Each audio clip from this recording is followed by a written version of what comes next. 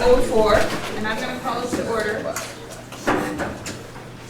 Before we get started, I want to let you all know that I have to add a few things to the consent agenda first. So in item E where it says accept resignation, we're going to change that to with an S and add the additional resignation letter you received in an email after the agenda went out for Jenna Avi. So that one's going to be added there.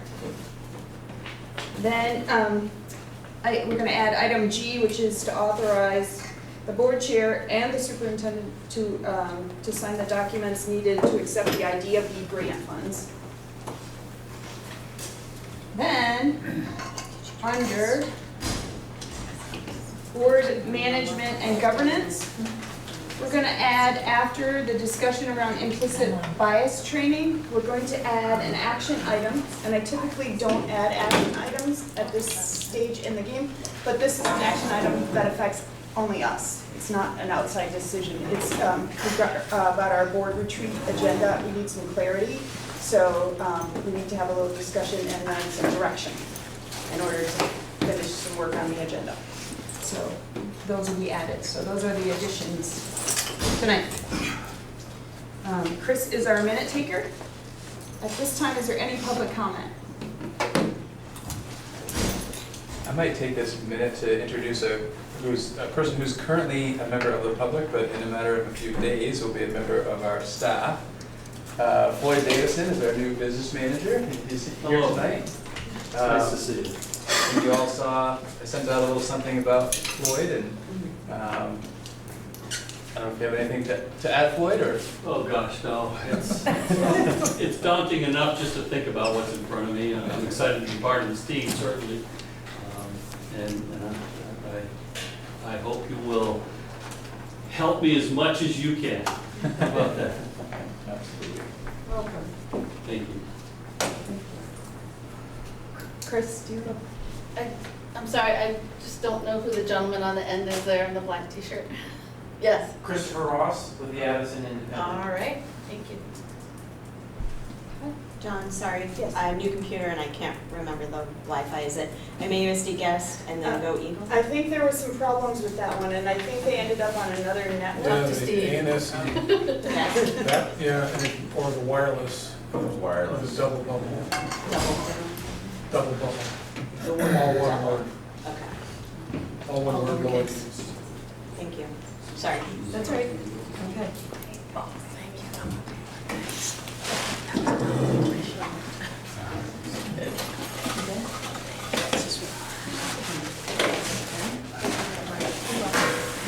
Any other public comment? All right. Okay. Our first order of action is to accept the consent agenda, and remember I have those two additions to it, so if someone would make a motion. I move we accept the consent agenda. All right. Is there a second? Second? All right, all those in favor of accepting the consent agenda, please say aye. Aye. Any opposed? Any abstentions? All right, thank you. Now down to executive limitations, the monitoring. The first thing is the update on the financial report. Are there any questions or clarifications that are needed around that? I can give you an update to the update, which is as of yesterday, just confirmed with Cheryl, assuming some other things, which we'll talk about in a minute, we're projecting a fund balance for this year of $476,000, which is still a soft number, but it gets a little more firm as we get closer to the end. Okay. The end is the end of this month.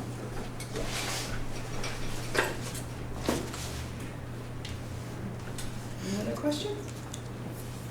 Okay. Moving on. Update on the capital carryover account. So this is something that has been tricky for a little while. So we have the $1 million in the budget for capital construction, for construction costs, and there's a challenge in the timing of when budgets are approved and we know we have the money and lining up the work and getting contractors ready and trying to take advantage of being able to spend that money.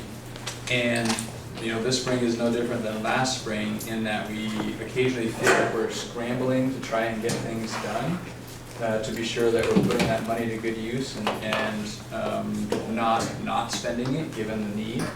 And so I consulted with Bob Mason, who's been helping us out as we've been in between business managers, as you know. And the practice that he had used in years past had been to create what he called a capital carryover account.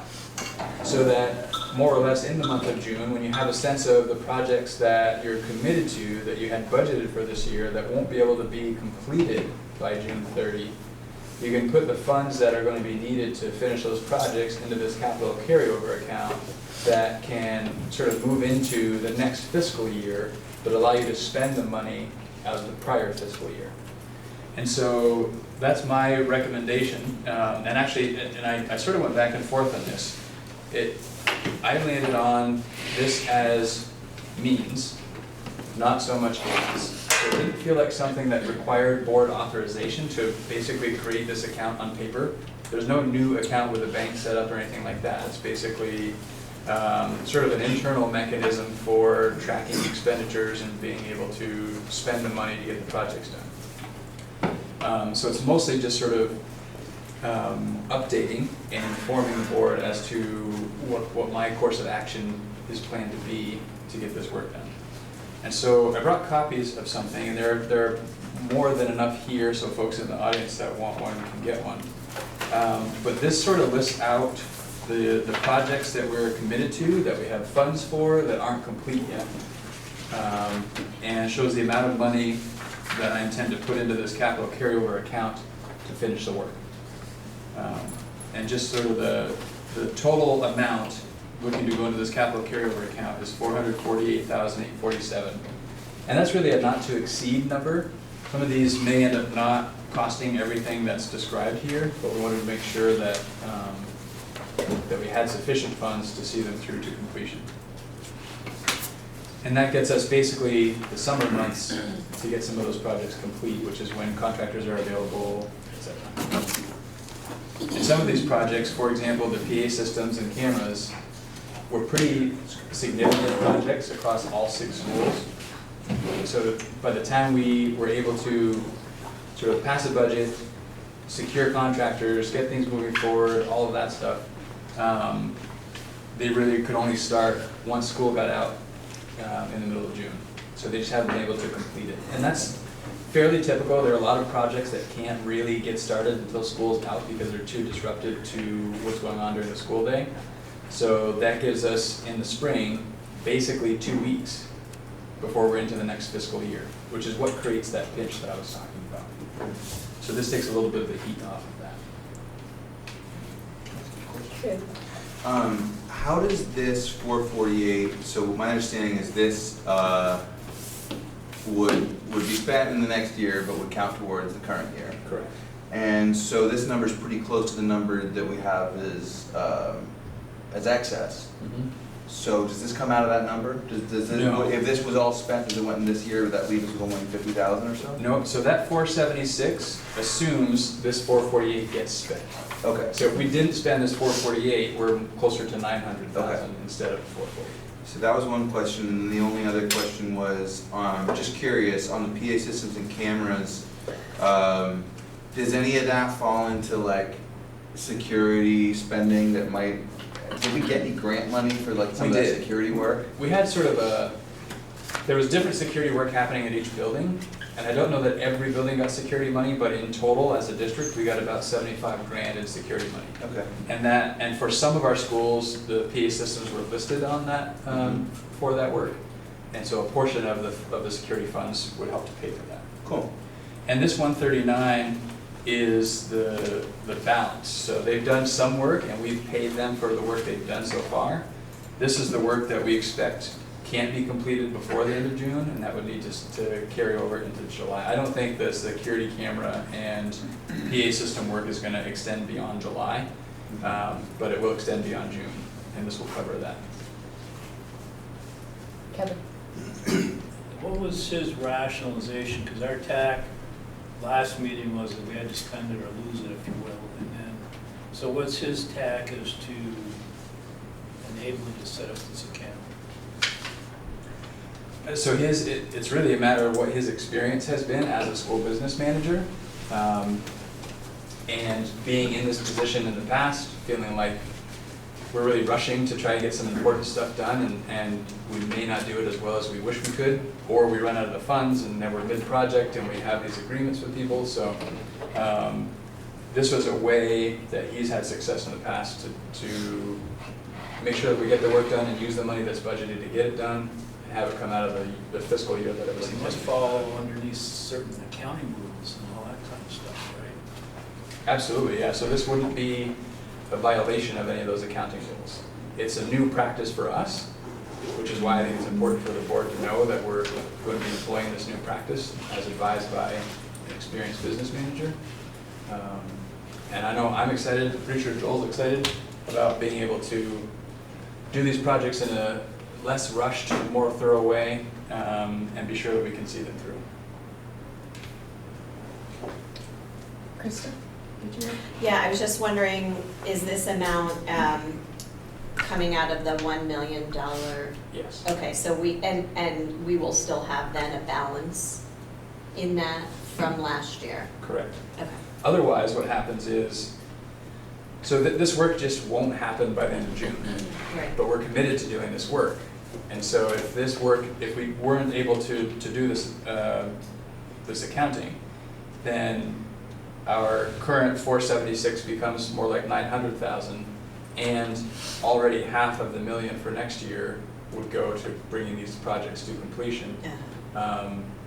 And we know we have this big locker room expense that we're trying to, basically trying to save some money from next year's budget to add to our capital reserve and the following year's budget to try and tackle that project. So. Anyone else have questions? Krista? I read something that after 10 years, the state is going to start looking at helping schools pay for projects. Is that correct? I have not heard that. I know that it was discussed this legislative session to bring the school construction aid back, but it didn't really get past the discussion stage. Caleb may be able to add a little more to that. But Yeah, there was a bill, I was a co-sponsor on it. It would have, because the funds were suspended in 2007, so it's actually been over 10 years. And so at this point, that bill is moving, looks like it will be moving, I think it was H209. Don't quote me on that. It is turning more into like a capacity and scope study, right? So we talked with the Superintendent's Association because there is not a good tool or necessarily even a capacity to assess needs at this point. And so I think, number one, because it would be difficult to put the 30, what was there before is a 30% state match, basically for qualified expenses. You probably experienced it with Moncton maybe at some point, but it was, if that were to come back, there is not the infrastructure, the human infrastructure, the personnel at the Agency of Education as there used to be. There used to be a whole kind of school buildings wing within the agency that once that funding went away, those people aren't there. So the conversation's happening. It seems like it's a pretty relatively uphill. It will need to go through the Capital Committee, Capital Institutions and Buildings Committee, and I think they are pretty skeptical, to be honest. But the way it's moving right now is kind of in concert with the BSA, kind of looking at what would a tool look like that would be basically a statewide building assessment tool. So that's where it stands right now. Thank you. Good. Are there any other questions? Let's keep moving along. Okay, next is an action item to accept the monitoring report for 2.3 financial conditions and activities. Someone care to make that motion? Andrew. Is there a second? Krista. Any discussion? I'll send around, there was an attachment that wasn't included because it was still being kind of updated. And that is the capital improvement plan. So I'm sending around a hard copy of that capital improvement plan. And again, there are additional copies there for distribution to the audience. And Joel's here to try and answer any questions that may come about from that portion of the report.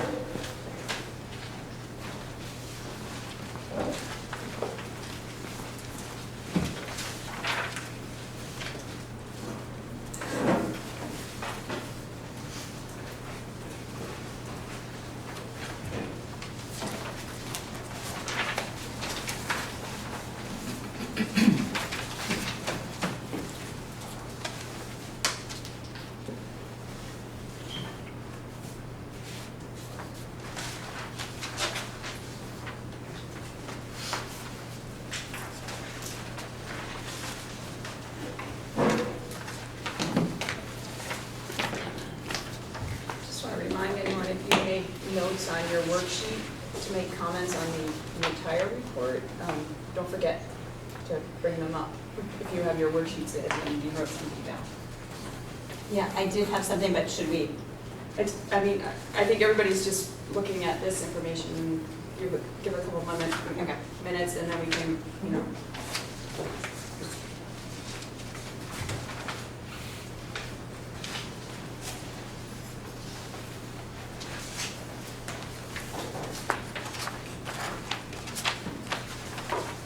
Patrick, is everything earlier than 18 assumed to be completed? Yes. So in terms of what's upcoming, you start at 19? Correct. And so some of the 19 work would have been completed, and others are some of those projects that are in process that you saw. Okay.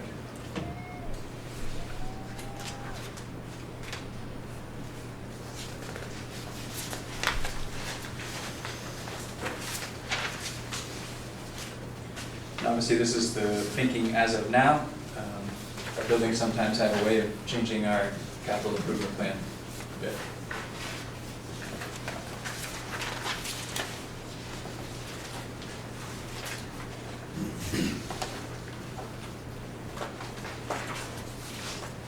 So this is really a 3-year projection then? At this point, and I noted in the report that there's more work to be done and projecting further out. And that's one of the pieces of work that our business manager and our facilities director will be taking on in the coming months. So there's kind of a recurring section about funding sources, and it only appears that there was one entry in FY18.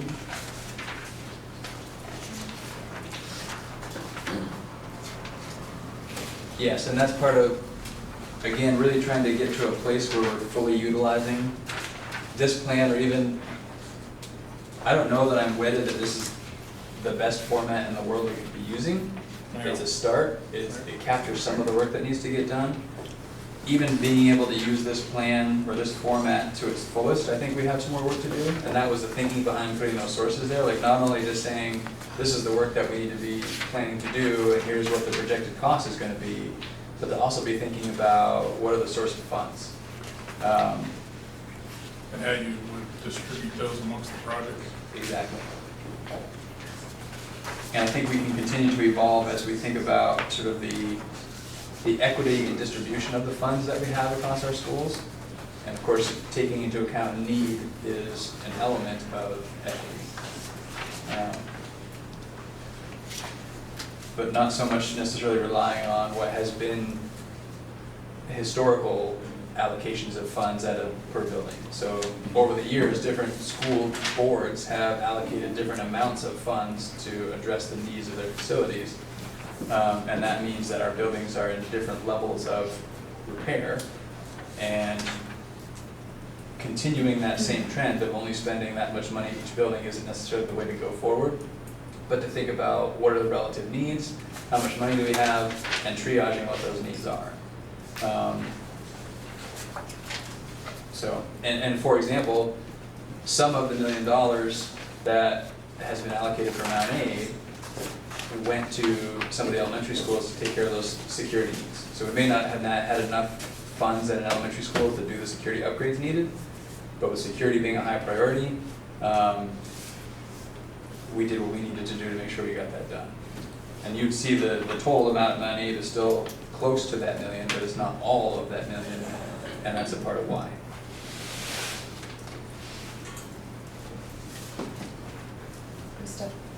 Do we have some baseline assumptions built in here that we want each school to meet or expectations? So I'm thinking of accessibility beyond what ADA requires, which is a pretty low bar, and older buildings, but do we have like every school will have curb cuts, every school will have automatic door openers? Do we have any kind of framework around, and it might not even be just ADA, but also maybe efficiency or environmental? What's sort of overlaying this plan? You know, we don't, and that's something that we've talked about, that's an important step to take. So what is it really we're trying to achieve? Right now, frankly, some of what we're trying to do is ensure that we have safe, clean, properly functioning buildings. And that's been consuming the time and the energy we have right now. But I think that idea of having a little bit of more of a sort of vision for what we're trying to achieve for our schools is important. And that vision could be inclusive of most of those things that you just talked about. And depending on whom you speak with, there are passionate voices about efficiency, and passionate voices about accessibility, and passionate voices about air quality, and sort of the list goes on. So trying to create a vision that accounts for some of that, but also gives a little bit of direction on what we're trying to achieve, because when everything's a priority, nothing's a priority, right? So that's, I think, that's the walk we have to walk here pretty soon, as we think about what we're working toward as we do this. Do you see that as something that could be contemplated next year or in 5 years, or?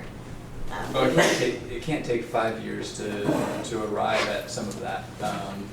I think that's, for me, that's part of working this plan, is having that bigger vision, so that we can then see what is it we're trying to achieve, how does our improvement plan connect to what it is we're saying we're trying to achieve, and what's it going to cost to get there. So there's work to do. And I assume dovetailing that in is utilization.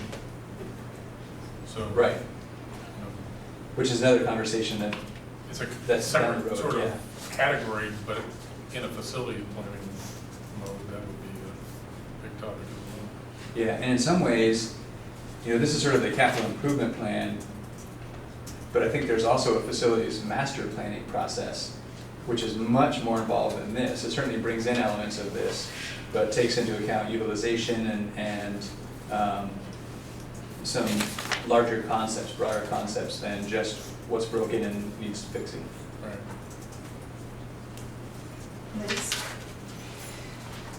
Seems like this could be really helpful in the conversations we might have this fall. And if this was something we could attach to the agenda or make available, And I would say this is helpful perhaps as a starting point. There's a much deeper level of information that I think we'll probably want to have as we're thinking about those conversations in the fall. Is there any design inside this building? No, I think that's just a backup. Yes. I think, Okay. is there any, we had that presentation about energy performance contracting, which just personally I thought was interesting, right? And it seemed like, hey, maybe somebody would pay for some improvements and we could just pay based on the savings, which is, you know, is that something that, and I know there's just so much in just trying to have a clean, functioning, everyday building that is more front of mind, but I'm just curious whether you have an opinion at this point of whether that type of option is something you can imagine being able to dovetail with a future bond thing, or something that would maybe help to mean that we're borrowing a lower number because there's some performance contracting. But it's just kind of, not that we have to hit on that here, but it was something that seems to relate to this capital improvement plan. Sure. And I just, you know, it's sometimes hard to know how practical exploring an option like that might feel to you, or, Yeah. you know. I think it absolutely is something we need to explore in the context of the larger picture of what are we doing with our facilities. For me, the concern right away in going that direction is, as I've come to understand it, there's an amount of money that we would need to bond for to really get that project going. I think that was true in Virgins. So my concern right now is to go for a bond specifically for energy efficiency, even if the savings pays for itself. The political ramifications of going for a bond now and then hopefully sometime soon going for a bond again in the bigger picture would not be to our advantage. But pursuing something like that performance contracting within the scope of a larger picture renovation or renovations or wherever we go, I think absolutely is worth exploring. Especially if you're doing a $30 million bond and you're gonna get $40 million worth of work, because 10 million of it's gonna be under the performance contracting, that's something that seems sellable to voters as a win. Absolutely. And I think, you know, in terms of sellable, energy efficiency is sellable. Like that's, people are interested in that and it makes good sense, it's environmentally friendly, that gets a group of people interested. So if there's a way to weave that into a construction project or a bond and have some of that paid for, I think it makes sense to give that real consideration.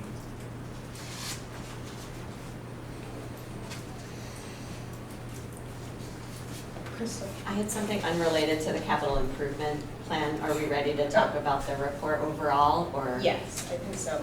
Okay, and I don't know where this fits, but in the evidence is the budget analysis or the PowerPoint that you prepared for us, Patrick. And Yep.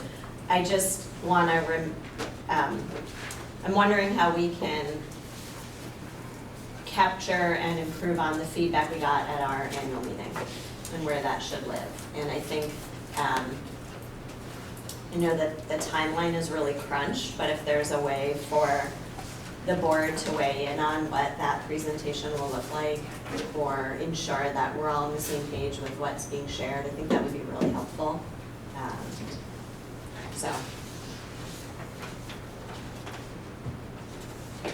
Yeah, I think that's a good point. I think, I mean, as we build the next budget and we're thinking about communicating that budget out, I think that's the time to really think about what did we hear, what kind of information are people interested in, how can we put it out in a format that satisfies the interest of folks in a way that makes sense.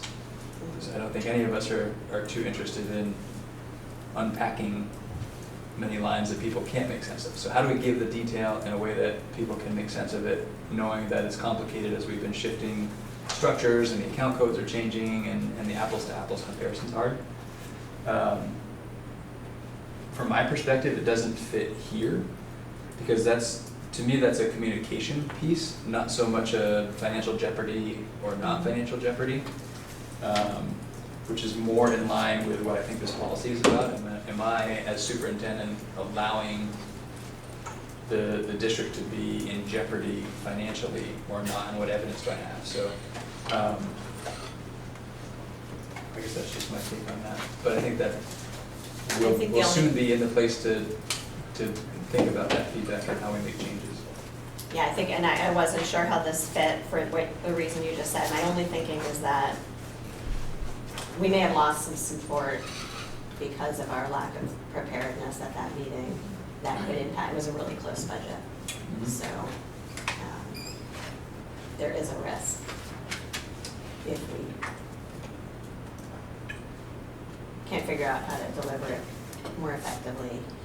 Absolutely. So, If I could speak, I was on the Moncton board for 7 years, and we had citizens who dealt very, very, very, very deeply into our budget, and we prepared a lot for that. Each of us took a section of the budget and made sure that we understood it incredibly well and could explain it. And I think, I don't know who it was that came to our meeting once and was like, wow, this doesn't happen in any of the other meetings. I forget it was one of the administrators who covered our meeting that year. So we've had to do that for years and years. And I mean, I don't know if you experienced that all that much because you came on when things were blended. But I mean, Dawn, you certainly lived through that also. So we're used to that. We're used to owning some of the budget and being ready to explain it, like pages of it or sections of it as board members. And so perhaps Dawn and I could help with that since we've had to do it many, many times. I mean, I don't know, but I wasn't at the meeting last time, but I heard about it because I wasn't a board member at that point. But we all just we prepared for months for that.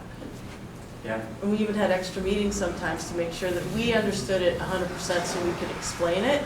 And we just, it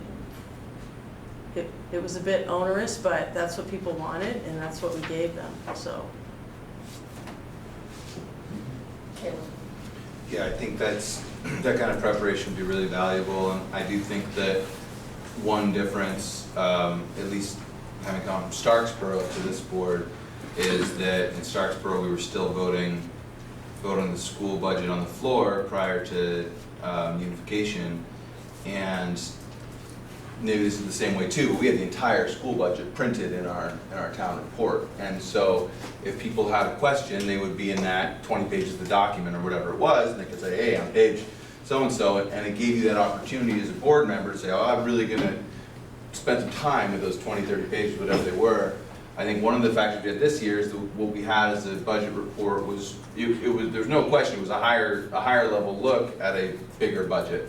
And I think so I guess my only thing I want to clarify is that in order to do that work, we would need to start with a lower down view, because I think that what was kind of in the report was not the nature of the criticism we had at the annual meeting or how well we knew the report. It was how fine detail does the report even go. And so just as a point of clarification, I think that we would need that resource even to familiarize ourselves with it to that degree that Kristen's talking about.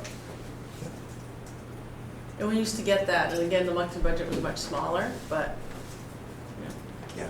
And that's just the challenge, is the logistics of, I guess there's a combination of challenges, none of which can't be overcome. But instead of 20 pages or so, it's 60 some pages. It's 1,200 lines of information that don't necessarily track year to year.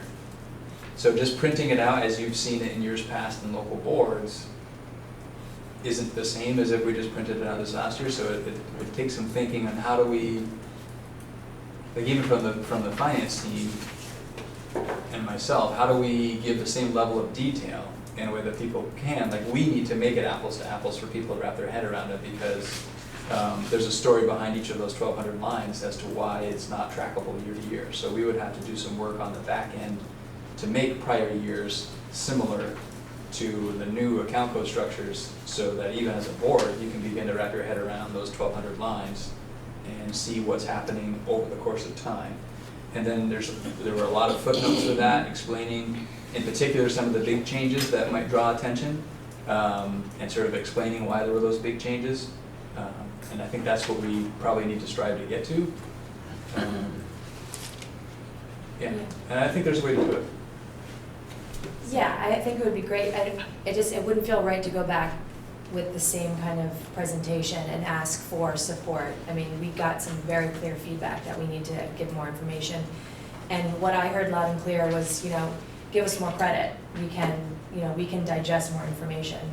And I totally understand what you're saying, that it's not, there's not the same analysis from year to year, but we need to do something different, and obviously that would change the whole timeline, because we would need to see it earlier and, push everything forward, but. And I wonder if, similar to how there are a couple of us focusing on community engagement and then informing the whole board, not that I want to form another committee, but even a task force or a group of folks, because I think then there could be more ongoing regular conversation, and there could be just, a few of us who are really versed in the nuance and can come back and educate the whole. That might make it a little easier than trying to tackle that at a full board meeting. It's just an idea. I appreciate this discussion, but I think we're a little centered in the budget instead of the monitoring report, so I want to kind of bring us back around to the monitoring report. But I think there's time as we progress through, get through the retreat and start planning our year, that we can start to address things a little differently. I think everybody is open to a different approach, and that's important that we recognize that part. As far as back to the 2.3, did anyone have comments on their worksheet that they want to mention?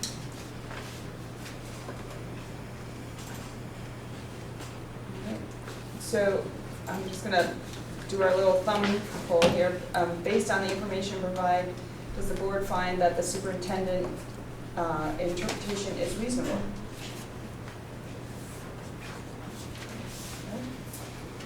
Does the board find that the data demonstrates the accomplishment of this interpretation?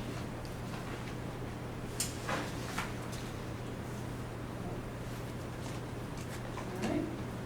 So all those in favor of accepting the monitoring report for 2.3 financial containment activities, please say aye. Aye. Any opposed? Any abstentions? Down to board management and governance, update from the community council. I don't know if everyone noticed, but there was some information added to a link in the agenda, so. And I did make a few hard copies that I can share with anybody who's interested that's a visitor, and then if you don't have a laptop and would like, anyone on the board want a hard copy version instead of the electronic?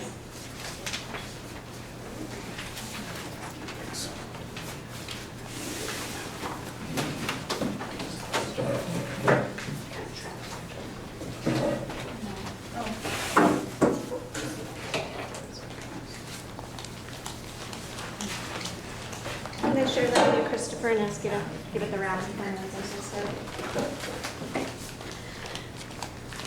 So this kind of summarizes the work that the Community Engagement Committee's been doing, both with the interviewing that we conducted in the spring and also the theming of all of that great feedback.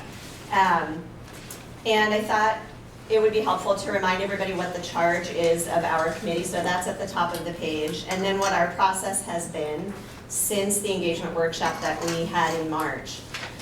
So we had a group of people who, beyond just committee members and board members, but also other community members who volunteered to conduct these interviews in the community, one-on-one conversation style. So we were able, with that group, to conduct 115 interviews, which I think is phenomenal. I think it speaks to the fact that this wasn't just a group of a few board members, but really a community partnership in reaching out and having conversations with people. The questions that were asked, there's a hyperlink here, so for folks that just have a hard copy, when you are able to go online, you can see the link, or I'm happy to send that at another time. So the goal was really to have as much in-person dialogue with people as possible, letting people know what we are hoping to do, which is to really improve our relationship with the community, getting feedback on how people think things are going in our district, and also to help us inform these conversations we want to have in the fall, getting an idea from community members what they think it's really important to talk about and weigh in on. Because the in-person interviews take a while and it's a big commitment, we decided sort of mid-process to also offer a quick online version of this with a really fast turnaround time. So within a week, we kind of annotated the individual interview questions and made it into an online survey and got an additional 135 responses. So we had a total of 249. And so in this report, you can see some demographic information, so who responded to our survey. We also asked a few other demographic questions beyond the representative group and the town people were residents of. These are the two pieces that I included here. We did not collect economic data. It's sort of a tricky thing to figure out how best to collect, especially in an in-person interview. But we recognize and think this is really important for our community to figure out a way to capture that diversity as well. A couple things to note about the groups that we talked with, especially the student group. So you'll see that only 4 students responded to the online survey, but we conducted 15 interviews with students in person. So I think as we talk about the importance of student voice, it's really useful to note how best to engage students, and it's not necessarily in an online survey. It's in conversations with them. Once we had all of this great data, then we had to do something with it, and so I think working with our community engagement facilitator, Sue McCormick, has been tremendously helpful. She has a lot of experience in looking at data like this, which is mostly qualitative, and figuring out how to make sense of it. And so she and I and 2 other community members who were part of the 5-Town Community Forum got together and spent about 4 hours, and we went through each question and individually looked at themes and then sort of shared what we thought the themes were to see if we were all on the same page. So it was a pretty intensive and I think pretty robust process. And so that is where this summary comes from. So you can see the questions, and in the results, they're not necessarily rank ordered in terms of how often we saw a theme, but we definitely included themes that were mentioned more than once, and were mentioned numerous times, and that we all agreed needed to be included in the summary. So there's lots of things people feel pretty positive about. Of note in particular, there's a lot of pride in our elementary schools. Many people noted specifically Beaman and Lincoln and Bristol and Moncton and Robinson, less so with Mount Aid. So I think that's really something to think about as we think about that sort of school-community connection and the town-school community connection. Also a lot of praise for our teachers and our staff and the strength of our 5-town community. And then you can see the themes of concern and these different positive notes and concerns kind of carry through lots of different questions.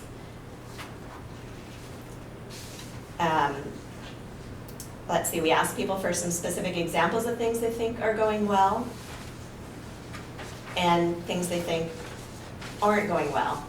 And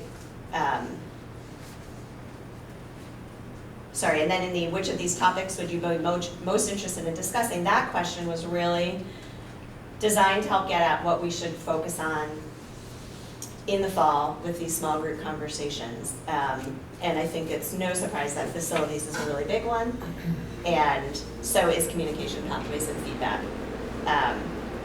There were other topics people wanted to talk about, but those 2 were at the top.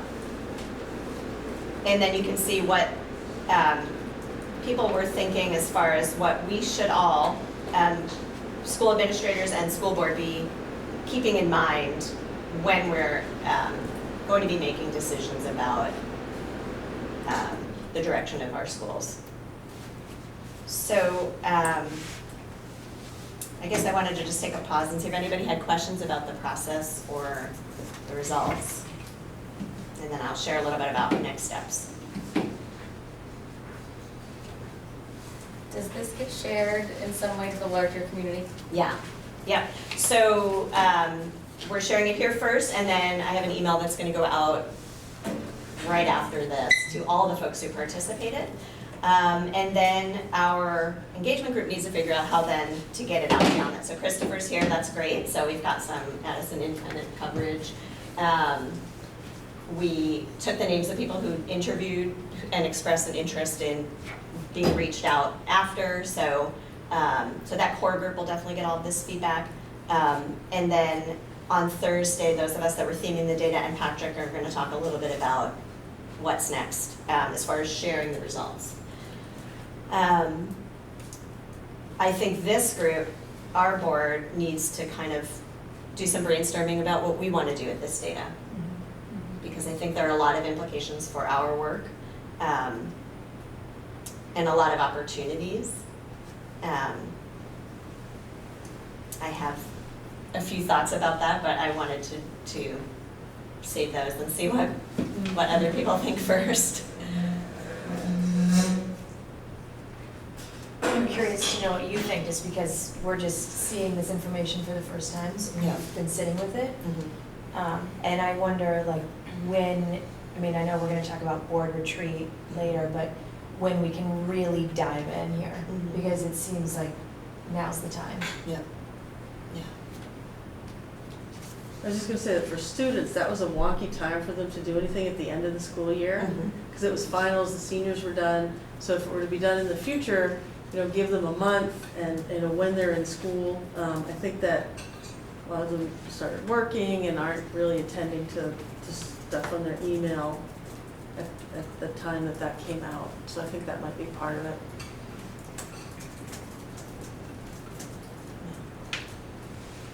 Is this phase totally over? Which phase? This, like, that, now that this data so far has been collected, were you looking for still more interviews or things like that, or do you want to take what we got and then transition to the next piece? I mean, I think for this particular effort, yeah, we're kind of moving to the next phase, but I think that this should be our work on a fairly regular basis. So. It was a good format, if it be in person versus Yeah. the online. Yeah, and I don't think it can happen without the support that we got, from, again, not just those few board members. And every person that I talked to that did some interviews, and maybe Don, you could share what your experience was like doing it, but every person I talked to just found it really valuable to have the opportunity to just sit with somebody and listen to them. I think also the people who were interviewed felt that.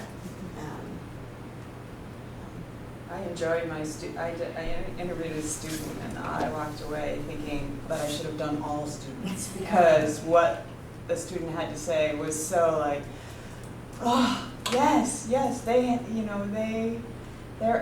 asking to be challenged. They're asking, give us a chance, we can do this kind of thing. And so, just their view on it was amazing.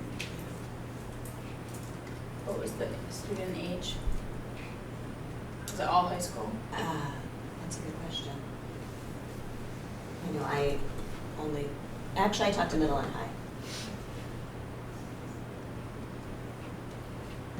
I have a lot better understanding of ideas that people have, and not just what their one note would be on the paper, but the reasoning behind it and the history behind it and where they hope to see things go next, which seems like students would be oriented there.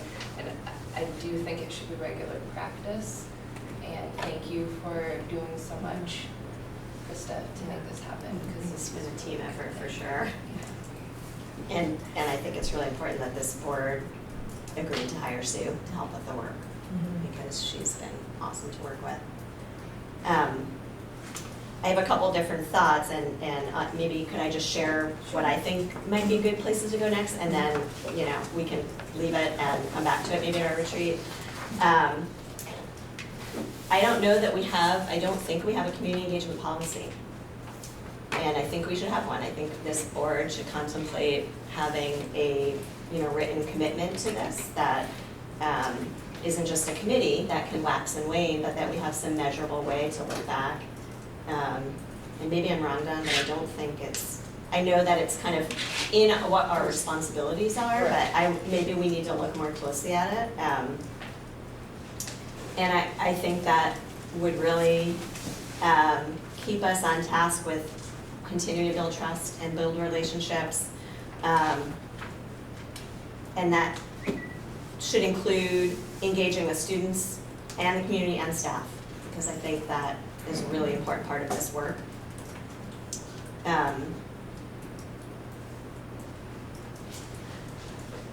I'd also like to ask us to consider looking at our executive limitations policies and if they're robust enough, or if they need a closer look at how we gather community, staff, and student voice,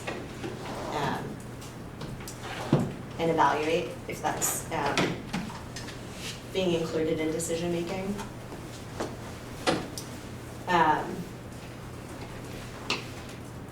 And I think that we can ask our administration to address whether or not in the ends policies, the values that our community is telling us are reflected. Are they reflected in the ends policies? What evidence is there really in those policies that these community concerns and values are being met? And so I think that connection is not entirely clear to me when we have our ends report. And maybe that's something we can talk through more at the retreat. So those are just some of my kind of off the cuff thoughts, or not off the cuff. Some things I'm thinking about. So where's the accountability for this? Chris, did you know, have you heard of a school board or district that has a community engagement policy? Is there anything, to base it off? Yeah, that was on my list to look at, and I'm not sure. I think that's a good question that we can look at more closely.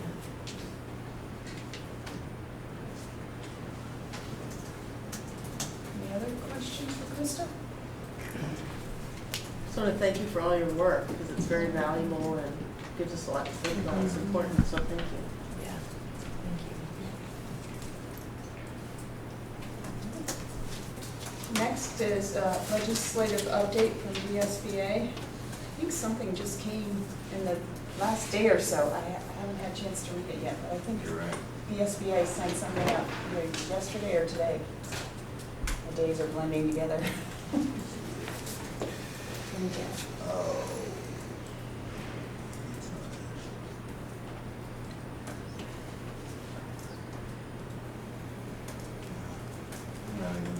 Is everybody getting those VSBA I do, but I haven't emails? gotten one since June 7th.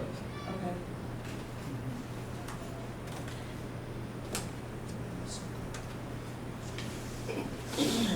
Yeah, neither have I. I can share something that's sort of related to legislation. So Act 273 is the sort of Special Education Funding Act. It's a lot more than just funding, but I think that's how it's primarily known. 173. And in anticipation of that, it seems that the AOE's been kind of scrutinizing spending in special education. And there's talk right now, it's hard to know exactly where it will go, but there's talk right now of disallowing special education costs that have historically been allowed expenses.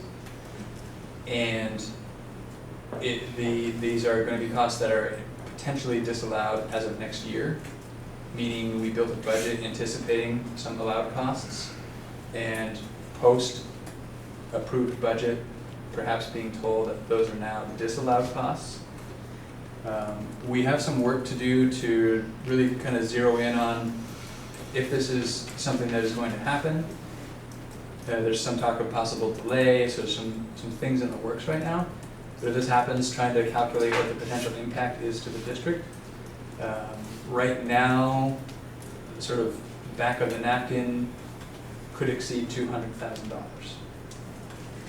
So I'll keep you updated on where that goes, and just know that we'll be navigating that pretty tricky situation. So they've at least given you the topics, right? They have described the kinds of costs that have historically been allowed and that are anticipated being disallowed as early as next week. Right, so you can at least analyze your exposure, even if you don't know for sure whether it's gonna happen. Exactly. And that's the work that I think districts are doing now, is analyzing the exposure Yeah. to understand the impact and then trying to figure out how to mitigate the impact. But a surprise $250,000 expense is not exciting, if that's where it lands.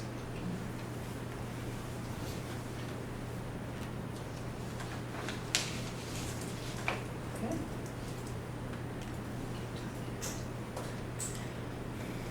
All right, the next item is a discussion around ends. I attended the Mount Abraham graduation and heard two very great speakers here at our school, and I talked to Patrick afterwards about sharing that with everyone. I don't know, I mean, some people may have seen one first and then the second one came later, but they both had great things to say and talked about, for me, the part that struck me was that they talked about, yes, they made mistakes, but they learned from those mistakes, they got better from those mistakes, and just to hear them, their take on their education was amazing. Yeah, I really enjoyed reading those. Yeah, I mean, and I left there thinking, this is the kind of thing that you wonder, like, are we reaching them? Are they making those connections? And then you hear that, and you can kind of say, yeah, there it is. They're telling you, nobody has asked them to tell you, but they're telling you how they've made those connections. This year, I also made it a point to make the rounds at the 6th grade promotion ceremonies. And so I made all the 6th grade promotion ceremonies, and I was moved by those as well. And there were a lot of common themes there. I think all the schools recognize their students as valuable community members. Some did it through their words and descriptions of them. They used those words in our ends to describe the students, and I felt, after leaving all of them, like, you've really given the kids some power. You've said, you are this learner, you are this, and I felt like, it was self-fulfilling. Here's what you are, and now go off and do your thing. So every one of them recognized them for the leaders they were in their buildings to their younger students. Many of them left parting words to the younger students, which was really great to hear. Some of the classes left gifts to their schools, so something that's sort of their legacy that they left there that's going to live on, that sort of left their mark. I felt like, they are forever a part of the history of that building and that place. And some students, and not a lot, just the ones, I think that, they were brave and they recognized their growth and they talked about it in their own words, which was really powerful to hear a 6th grader stand up there who, you could tell was really nervous, but they were there talking about how they had made changes and moved on, and just the staff recognizing, the effect that the group had on their building and how they talked about their students.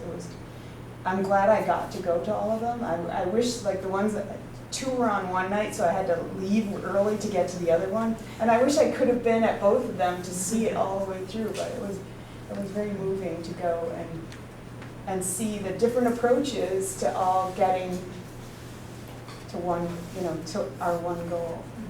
So. I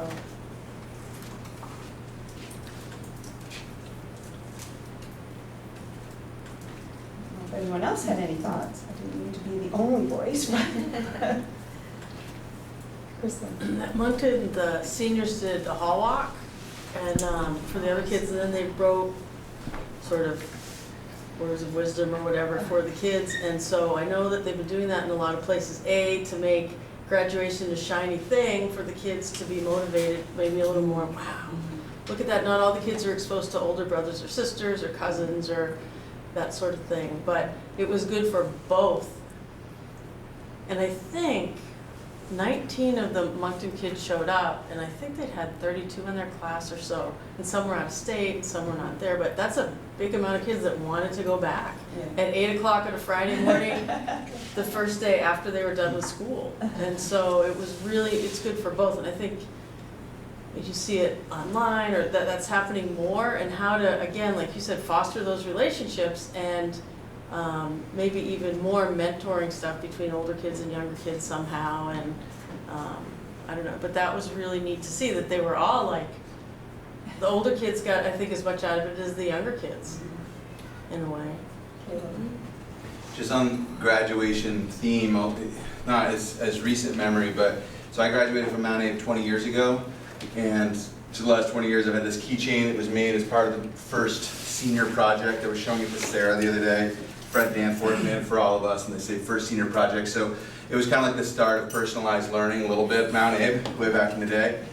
And so I just thought I'd mention that our valedictorian of my class was Anais Mitchell. And 20 years to the day, okay, so the thing to mention is that Anais did that senior project, and she did songwriting. And she wrote a valedictory address that was a song, and it was one of like the first songs she ever wrote. And 20 years later, she just won all the Tonys for like best musical, best show, best score, and it was just cool because there's a real, it was like almost 20 years to the day. I was thinking about when I heard the cheers go up in the Mount Abe field. I was a couple blocks away actually doing some move-in to my father-in-law that day, but I like heard the screaming.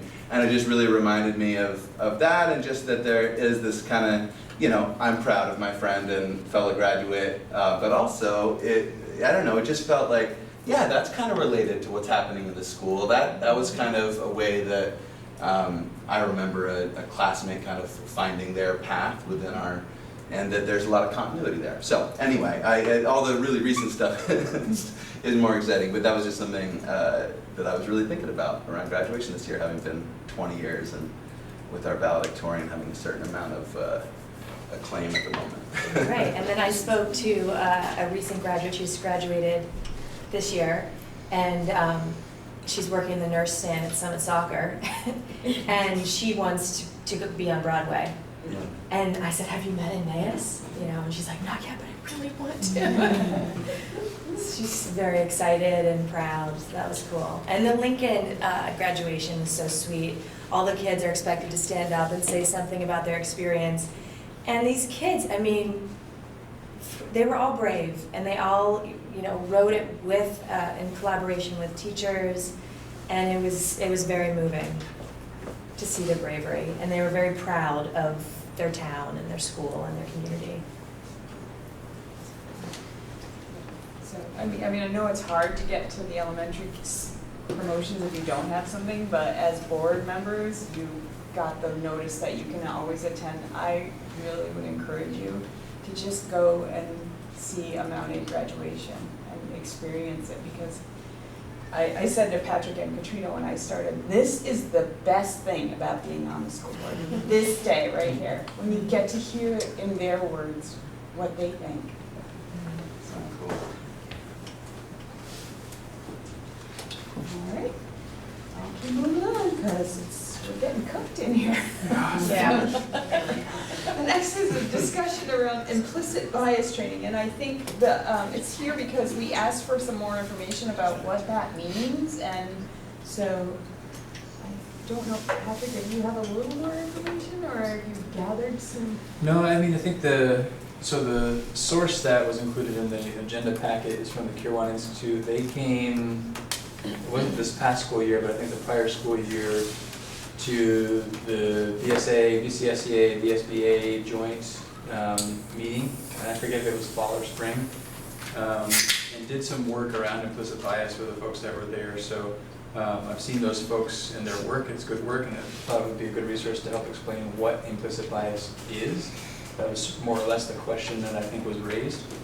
And the question that needs answering is that, is training in that area something that we are going to move forward with or not? And then if yes, I think we'll build that into the retreat agenda and get somebody to come and provide that training. Sarah, this is for us, has the, like, teacher, faculty, staff all had this as well, or? Some schools yes, and other schools no. Okay. I just had it at CBU on Tuesday. Was it valuable? Yes, but it was long. Krista? Yeah, I was gonna ask what Sarah asked because I feel like, we have a lot of work to do around diversity and inclusion and equity in our district. And I think it would be great if the board had some implicit bias training, but I think that this should be one thing that is part of a whole commitment to this work for everyone in the district. There's implicit bias training around race, around gender, around disability. In looking at what other school districts offer in Vermont, there are some school districts that have a diversity and inclusion committee. There are some districts that have an officer for whom that's responsible. Not that we should top down this, and I think that our students have a great level of activism and are demanding these conversations happening from the ground up, but I feel like they need our support, and it doesn't fit necessarily just in student support services or just in social emotional learning. And it's great to do a training, but you know, I just, there's so much that students are experiencing now around different issues that I think it would help all of us to have the language with which to navigate those, to help teach the kids and support them. Our schools should be safe emotionally and not just physically. I'm not sure that we can say that's entirely true for everybody who's different. So I would really encourage this board to think about and look at models that exist in other districts. It's big work, and I don't think it should be the job of one person, but I think it needs the support, the overarching support to ensure that it happens. I mean, it's, yeah. Sarah? The biggest thing I got from it was a lot of terminology and just how to navigate word choices and understand what was being implied by things. And it also is informing our next steps at school, so the training wasn't like the end. But I think as a board, it would probably put us on the same page with, if it was district-wide, that we would all have the same word bank, I guess. And then if the district's moving, like the steps the district's making, then we're kind of not behind, we're with.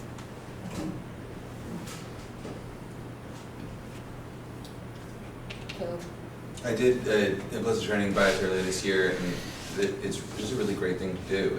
It's interesting, you know. It's parts of it can be challenging, and I think that, but our other parts of it are really just kind of fascinating. I'll just give a really quick example. It's like this idea that if you look at a sentence written in all English words, and they're slightly scrambled, you know, like maybe 2 of every 5-letter word, they're flipped, your brain can just process that and read it as though they're not flipped. And that's because your brain has a sort of bias towards English.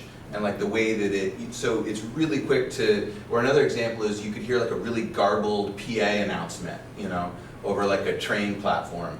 And you have no idea what it says. You can listen to it like 10 times, you have no idea what it says. Then they tell you what it says. You listen to it once, you're like, oh yeah, I see how it says that. How could I have not heard that before?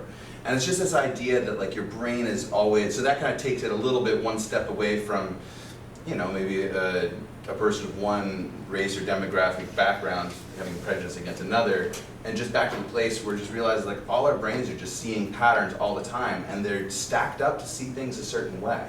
And just like, so to me, like that's kind of high level what implicit bias training is, just sort of like this aha thing where you can say, okay, yeah, I see how that can apply to things that are really emotional and things that are less emotional, but it's just like a way of learning that my brain's not a blank slate, you know? It's like if I feed something into it, it's got its own equation it wants to work, and it's got its own product it wants to put out, kind of by the very nature of it. So, I don't know, I think it would be great for every single person in the world to do implicit bias training.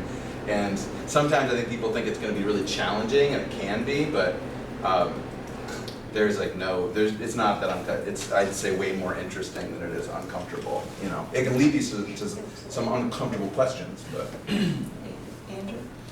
I was wondering, is there anyone out there who does implicit bias training with a very specific focus on school boards and policies, and thinking like institutionalized racism or discrimination, and how we could, one, understand what the concept is first, but two, then how to look through the work that we do as a board to see if that is a factor, or how to think moving forward about that. I don't know if anyone gets that niche-y about it, but.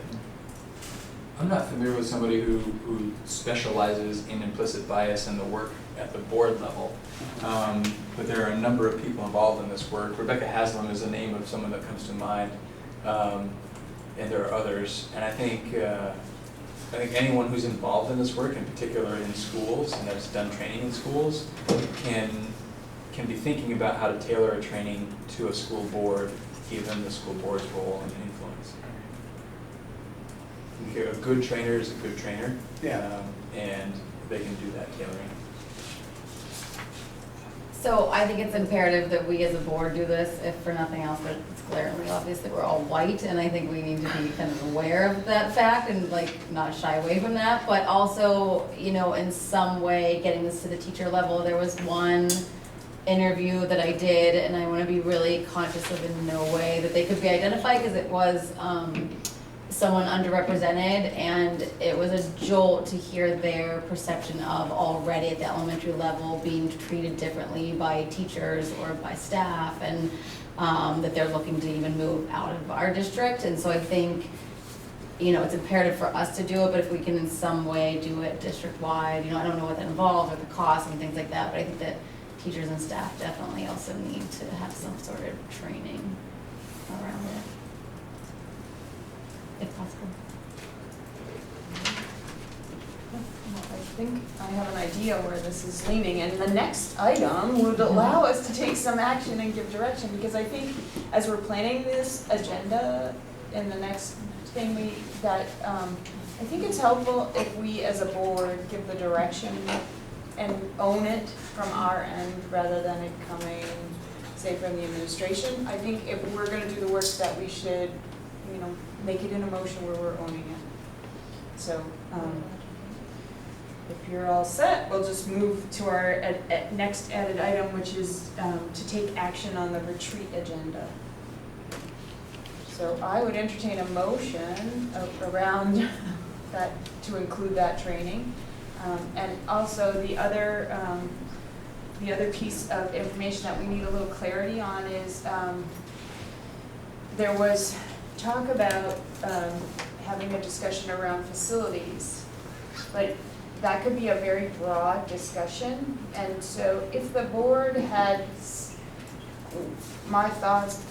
our thoughts, Patrick and I, as we looked at it, was if the board had some direction to give, if we're gonna talk about facilities, how about, get my notes, how about, maybe directing the administration, Patrick, to come forward with, some ideas to discuss at our retreat, have a discussion about what our school district, our facilities look like with no change, what our facilities,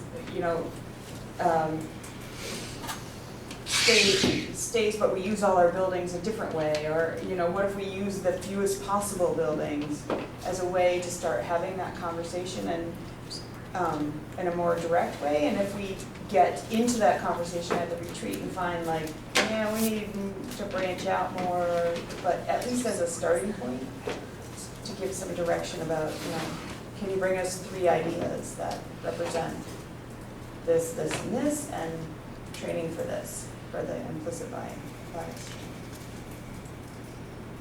So, how long is the implicit bias training? I don't know that there's a set length of time. It could be days. Right. But we're trying It to could get be it hours. into the board retreat in which Exactly. we also want to talk about timeline of budget, community engagement priorities. I don't know, those are just two that come to mind. There's a That- long That list. becomes the Yes. challenge, right? Right. And some of it is, you know, to go really in-depth in implicit bias is days. Like there are trainings that are multiple days specifically around implicit bias. I don't think that's what the board is looking for at this point. So the question then is, really, as I'm reaching out to someone, for me to be able to share with them how much time we'd like them to build their training around, I think is information they're gonna need. Right. And that's part of the conversation around what is it we want to try to achieve at the board retreat, knowing that we can pretty quickly get to a place where we run out of time, I think, so. Krista? Yeah, to that point, I don't want to not do the training because I know we talked about it last year and we haven't done it yet. But I also am really interested in maybe amending that motion to say, can we have a discussion about what we think we want to see in our district around this diversity, inclusion, equity, and is racial implicit bias training a part of that? So I'd like to have a bigger conversation. Which would be important to connect to the strategic plan. Which equity is in there. Exactly. So so I think, you know, we have that stated goal. And I think it would be good to figure out as a board how to make that connection.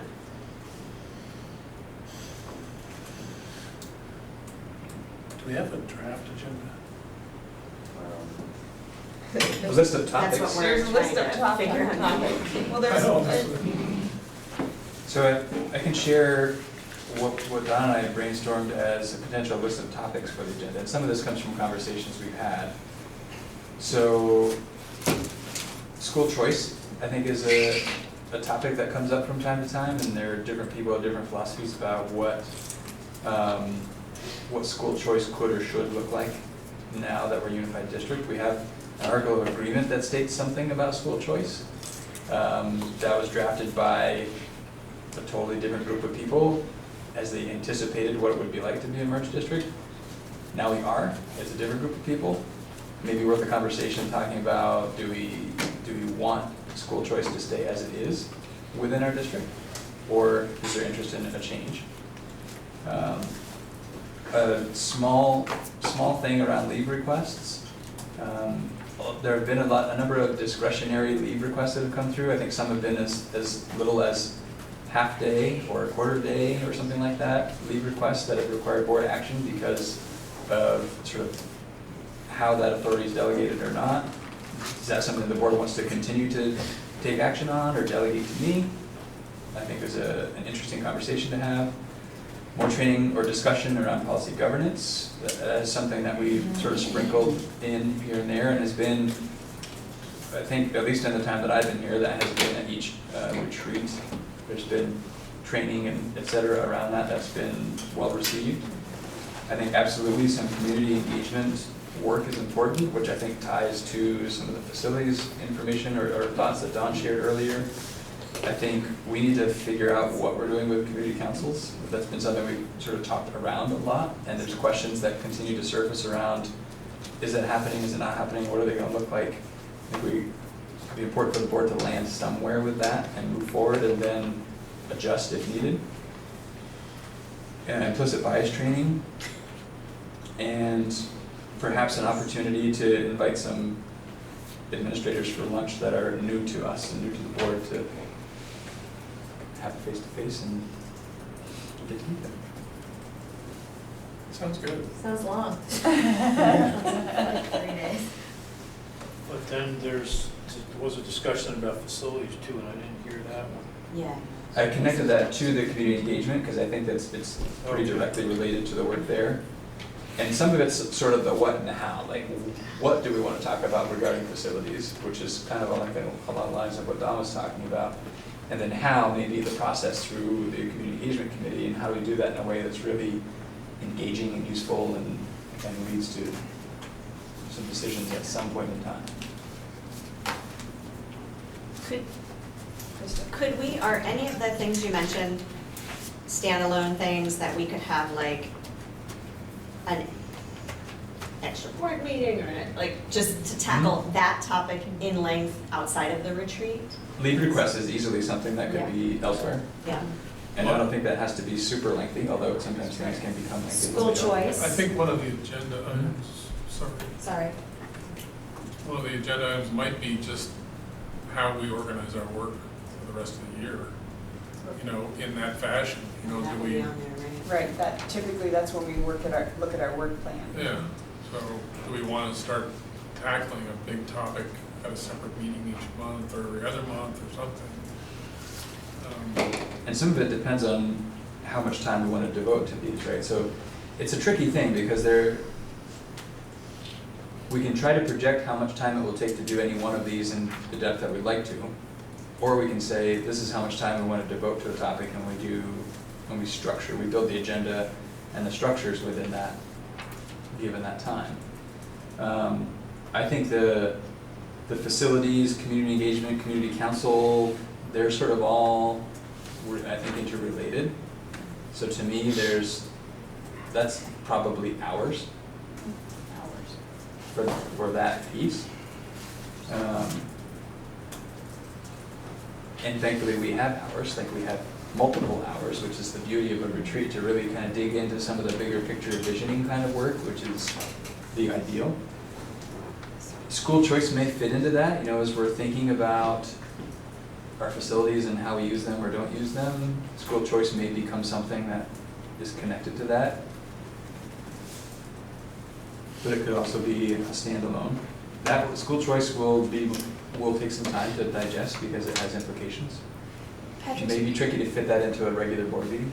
when you're talking about school choice, you're talking about inter-district school choice, not the lottery system that people Right, not high enter school to- choice that we currently have. Elementary choice. We're talking about, and so it connects to waivers that you've seen. So we've had a number of times parents with different Yep. circumstances have requested that their child either not go to the school that they're living in the town where they live, or, you know, they've all been different circumstances. This would, there's potential to change the way we operate. Other school districts have done this and others have stayed as we are, but we could have some sort of a lottery system or something like that where anyone could, for a whole variety of reasons, have the option to go to a different school, and we want to set some limits on the numbers that can move here and there perhaps. But I just thought, given where we are now, it's a good conversation to have and for the board to have some clarity on either stay the course as we are or no, it makes sense to go a different way.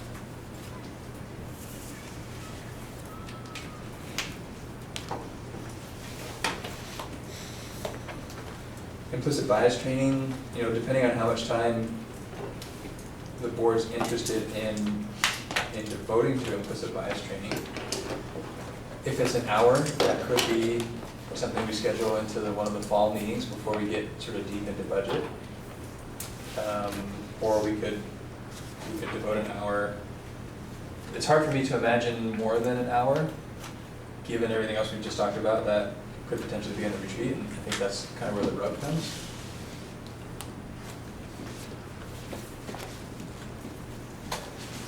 Yeah, my sense is that we would just basically be introducing ourselves to the topic is about what we would probably hope to accomplish if we were going to do it at the retreat. I don't think we would necessarily embark on a big training. Yeah. How long was the training that you experienced there? Half day probably? Yep.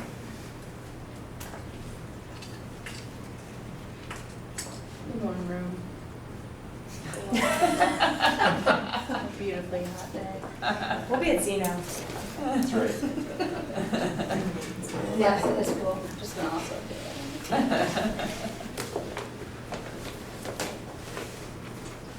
Well, it might be enough to have that introduction to then think about the work plan for the year, and then we might put in something more elaborate. Can I, if I shared what other boards are doing around the bigger topic, could I share that at the retreat as well, along with implicit racial bias? Sure. Other boards doing around what? I guess So I'm just stuck on this idea that I just don't want us to just do this training and say we've checked this bigger issue off the list. And you know, again, like in Montpelier, there's this whole board policy that includes expectations for administrators, for the board, for recruitment practices and professional development, for curriculum. So I'm just advocating really strongly that we start the conversation of the bigger picture. I kind of wonder if just the introduction could begin that conversation where we say, okay, so now given this, this piece of information we have now, you know, let's say at this meeting, we're gonna look at our policies and, you know. And I could share this example from another district. That would be a starting point. That begins the work. Okay. I mean, we can put it in the work plan and sort of, but remember, if something in the work plan isn't working, we can make adjustments to make it work or add things or take away things. And it's hard for me to imagine going to the place of thinking big picture and action steps prior to having foundational knowledge of what implicit bias is. Right, yeah. I think that would be useful. Is implicit bias training something that would fall into the category of something that we would offer the staff or require the staff and administrators on one of these half days that we have throughout the year? Well, I think that's where the live? conversation around the strategic plan fits in, right? So Right. absolutely, there's a place within the strategic plan that there's a whole section that is equity, and this fits perfectly there. Right. And that's not our focus for next year. And What's to me, our that's focus where for next year? so we have the two objectives next year that are the focus, which are around social emotional learning and building an aligned proficiency-based curriculum. So I'm just, my only reservation isn't around this work, it's around the timing of the work. And to have gone through the process to collaboratively create the strategic plan, collaboratively identify our priorities, and then say, and here's this thing that's required by everybody that we didn't talk to you about at all. Gets to be tricky. I think that's right in there with social emotional learning though. It's a piece of it, it's a huge piece of it for adults and kids. So I think it's in there and I think it's not separate. Under an umbrella, I agree. Right. As the specific objective we're working on is written, Mhm. it's not directly connected. So I know South Burlington this year had two things that they worked at on their half days. One was, trauma stuff, which everybody's doing, and that might be with your social emotional, and then the implicit bias training. And I know when they had the implicit bias training, everyone was nervous and didn't really want to go because it was a little tough, you know. Remember some people going, oh, maybe I'll get sick that day. But anyway, so just a couple people, not like a lot, but a few. So that was their two tracks this year, was Yeah. trainings on those two things. And I think part of my reservation in jumping into that for this year also is we've already had people for weeks now planning next year's full days and half days related to our two objectives in the strategic plan. And so again, that's the whole idea with the strategic plan, is that we're not just doing everything all the time as something comes into view, but that we're really strategic about what it is we're doing. And I think the oversight committee is going to be receiving reports from these implementation teams about the work that's happening and what's the direction we need to go. So to me, there's a role there as well in recognizing our needs under the equity goal. And there are specific objectives that talk about students feeling safe, et cetera, and I think that's more in line with where implicit bias fits. I think it's appropriate for the board to start wrapping their mind around it and start thinking about implications and building that into the plan and thinking about where that goes. But there's a lot to consider as we think about that work and lots of other work and how to do it in a meaningful way that isn't just a check the thing off the box, right? It seems like the value of at least having some sort of policies that then we will regularly be checking in, right? So maybe in that checking in, you say, this is on doc for 2020, or this is, you know, so even if it isn't next year, it's a commitment, which is really important, that everybody knows, and then we have a way to regularly see if we've made any progress. You know, and I just also would say, in the meantime, I think people are doing amazing work, trying to meet kids where they are with whatever they bring to the table. So that's happening, and kids are educating other kids, and there's just awesome stuff happening. So this just sort of supports that. I was just curious, you know, does the SBA maybe facilitate trainings like this sometimes, or is this something we can That'll be part of my request? question. I'll reach out to Nicole, and she can help with some of these other items as well. And if she doesn't already have folks that she has in mind, that would be great. Then we can explore some others. Or maybe I'm just wondering, maybe they would have a training event sometime we could go to the way they, Oh, I see, the way yeah. they do. Like maybe, like if there's not room in it for our schedule, I just wonder if it might be worth looking into whether there's something we might attend, you know, and so that's, you know, not everybody can do it to start with. I don't know. It was a big push not too long ago. That's why I don't know if there's going to be continued events, because it was just a focus for them, if they're sort of onto a different focus. But nevertheless, I can reach out and see if there are alternative ways to get that training.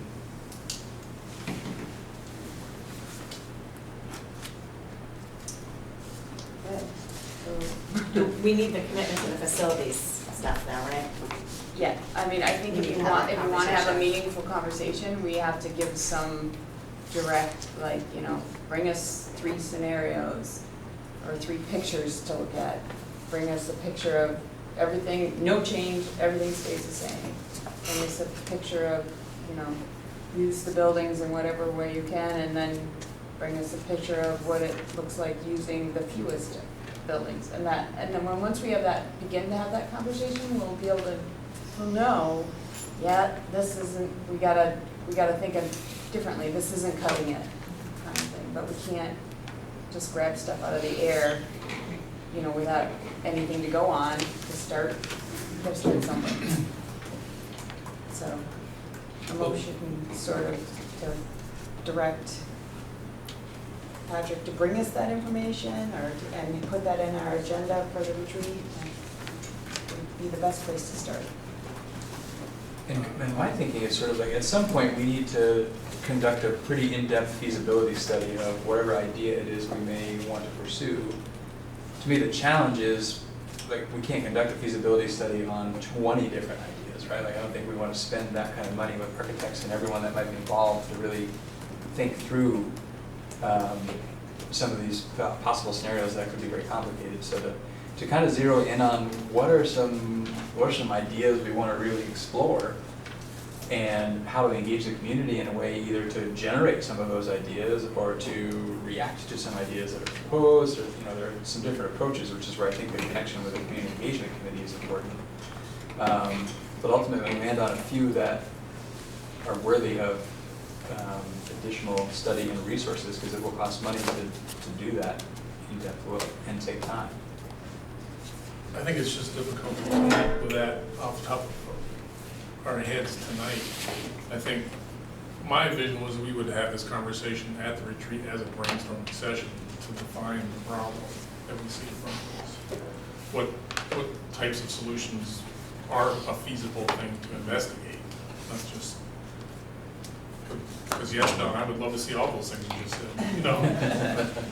Can we look at what Addison Central is starting to look at? I mean, would that be a helpful example? I know they're early in that path, and it has been relatively fraught in some cases, but maybe by the time August rolls around, I don't even know if they've gotten to the point of having specific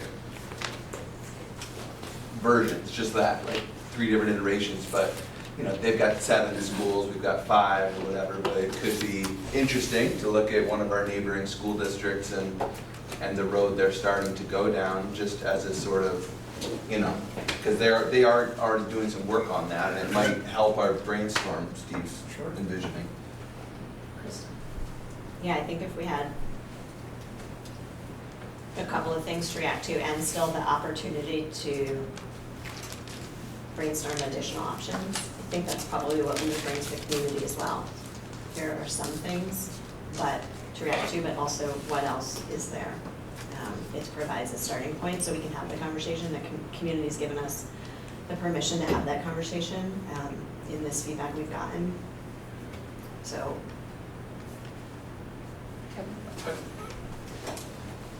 So, it's sort of, it's kind of interrelated, so when you start talking about facilities and how are you gonna utilize them, the other part of that, and I don't know if it becomes part of the discussion or not, is what do you have for programs inside those facilities as those boxes change and reshape? Yeah, the academic component, not just the sort of fiscal component. Yeah. 100% has to be a That's- primary consideration, yeah. That needs to be part of the conversation. Seems like it's somewhat superficial. And I think in terms of learning from our neighbors, absolutely. But I also think we have different scenarios. So their student body and their numbers of buildings and the conditions their buildings are in are different than our student body, different from our numbers of buildings and different from our conditions.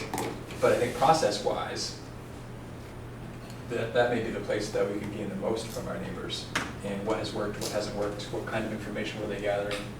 I'm assuming some of the baseline information we already can put our fingers on. We can look at enrollment, general needs of buildings, things of that nature, projected Generally, how they're enrollments. utilized at the moment. Yep. Yep. And Bob Basin, who we've been working with, is supporting Addison Central in some of that work. So he's familiar with some of the kinds of information. They're closing in on the phase now where they're gonna probably be engaging with architects to dig more into some of the level of detail they're gonna need. But Bob's helped them, I think, get to this point, so we could work with Bob to do some of that since he has familiarity and expertise in the area. I feel from the community engagement work that we have so far, I think one priority that I saw was all of the attachment to the local school. So scenario, I would be interested in focusing on or starting this would be bringing the community into the school somehow, and how just really generally and what you think could be in there, and whether it could be another possible source of income or something else. Because it just, from the engagement work, it seems like people would rather have something else in school with their kids than have their kids not in the elementary school at all. So, and that's just what I've seen, and that would be a really important scenario. I think just explore what you see could possibly work.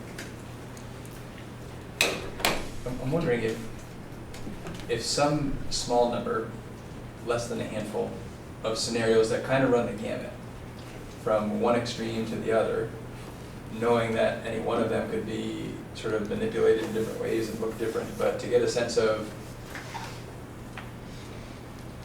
most fiscally responsible, and there will always be a lens of the academic programming that I think we want to hold. So to me, that lens is always applied. And given that, the one that basically operates the fewest buildings and the implications there, one that maintains the same buildings and different ways to do that, but try to give sort of a range of scenarios that are a starting point for conversation. Perhaps none of those scenarios are ones that make it to the community. Maybe there's some sort of spin-off of any one of them, but something to start the conversation and even begin to imagine what it could be and what it might look like. Alice, if we're going to put this on the agenda, I wonder, for the retreat, I wonder if kind of in between now and then, if people have ideas of configurations, if they could send them to Dawn, and maybe that can get put into the presentation or however we do this, and then more ideas can be generated beforehand, and then we all will be able to sit there and look at the ideas and go, oh, well, maybe something a little bit I'm sure we'll come up with a hybrid of whatever it is that gets put out there, but I already have a couple of ideas of configuring. So, I don't know, if we need to take the time here during this meeting to do that, just maybe send them to Dawn and then they can be put into the pie. And some of it depends on what level of information you want around those ideas, right? So if there were 20 ideas, I'd be concerned about being able to work with Bob to get the kind of detailed information you might be looking for the retreat, to explore all 20 of those ideas. So I like the idea, I guess I just need clarity from the board as to, is it simply brainstorming, or are you gonna want a very sort of cursory feasibility look at all of them? Because those are two different things. Yeah, I don't, And next week's July. yeah, I was gonna say, how you've been able to do the second thing is head scratcher for me.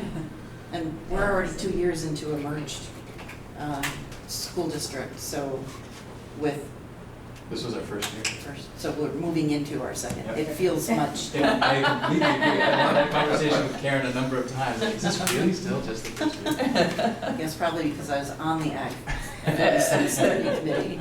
I think this could be an introduction to facilities merging topics rather than a whole 4-hour training session. So what about the idea about a gamut, but at 30,000 feet, say, up there? Just give us a wide range to look at, and then that starts our conversation, and we can start, I mean, is that enough direction? And maybe it's just sort of a multiple ideas and a relatively simple pros and cons kind of look, not with a lot of detailed information to support the pros and cons yet. And maybe we can whittle down from what may be many ideas to a smaller number of ideas that we dig a little deeper in. And all the while trying to think about how do we engage the community along the way, and what does that look like? That sounds like an agenda. Make it a motion. So moved. What was Did that you get that, motion Chris? again? Yeah, what was that? So it sounded like a range of scenarios with 30,000 feet. at 30,000 feet with some pros and cons to begin the conversation, and you know, we can start whittling things down from there. I think allowing the board members to throw ideas at you ahead of time, just to have in the bucket list, makes sense. Okay. And maybe copy me in those ideas, Yeah. make a little less work for Don. Well, and if you're already going down one of those paths already, you know. Right, then you, all right, then is there a second? Second. Allison?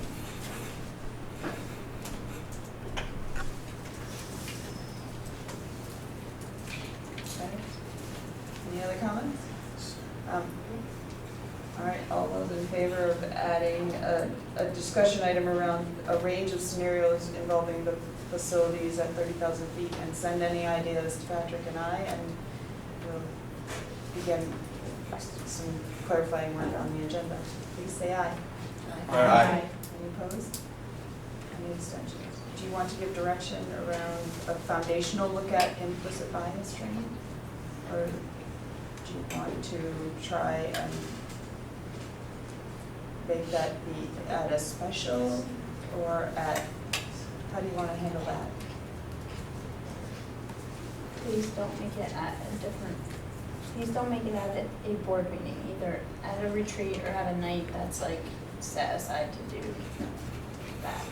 Or maybe tiny things, but no like major, oh, we've done implicit bias training and now we're gonna go do our regular work. It's kind of a lot, even if it was just an hour in terminology.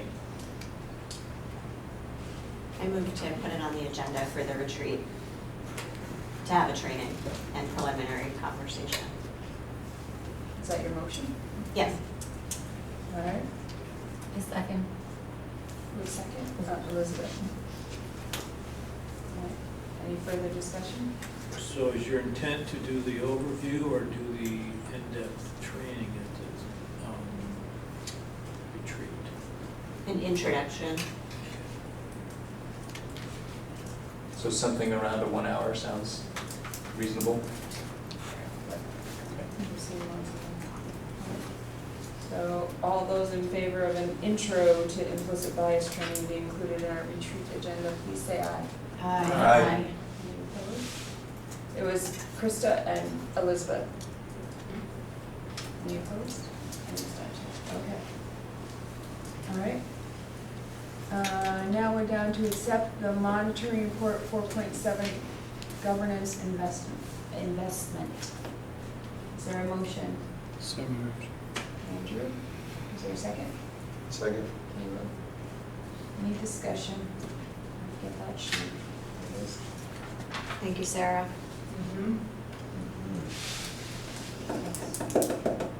Sorry, I missed. It was Andrew and Caleb. Can I ask about the second part of it? Sure. So I should probably pull it up before I do this.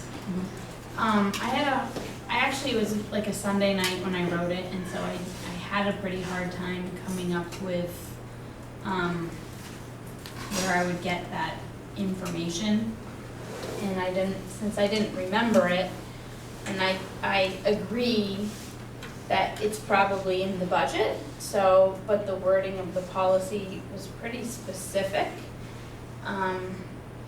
So I don't know, is this, like, when you have something where you report non-compliance, can you go back and fix that, or what do you do to make it so that you don't report non-compliance? So, well, typically if you report noncompliance, then you have to sort of spell out how you're gonna fix that problem. Okay. So, and I didn't get a chance to look at, you had sent me a message for feedback, and I didn't get to look at it till it was in the agenda Yeah. packet, and my feedback was that I felt like we were in compliance because it is included in the budget.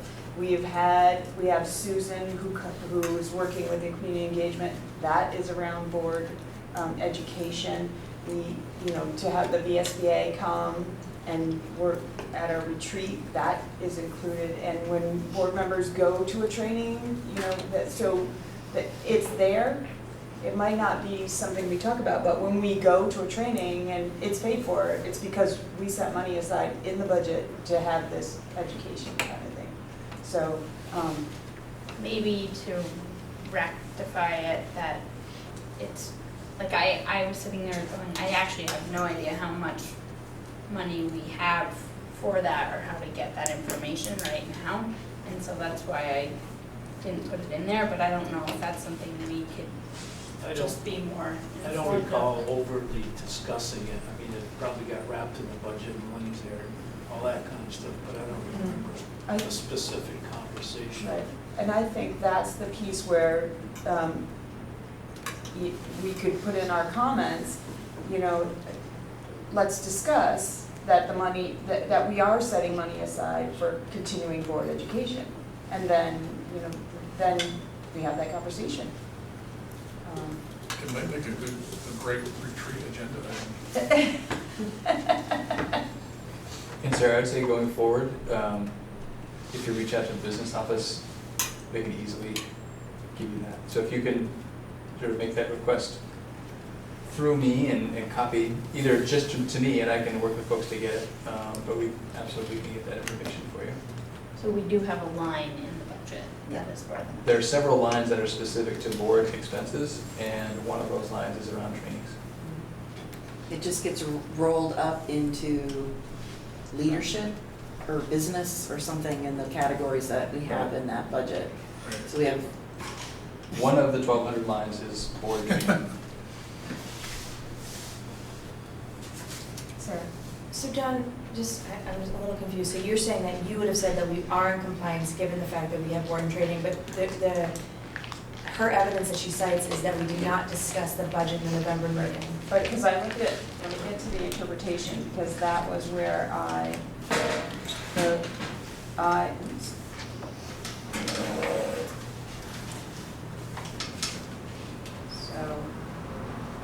here was, let me read the part that was mine.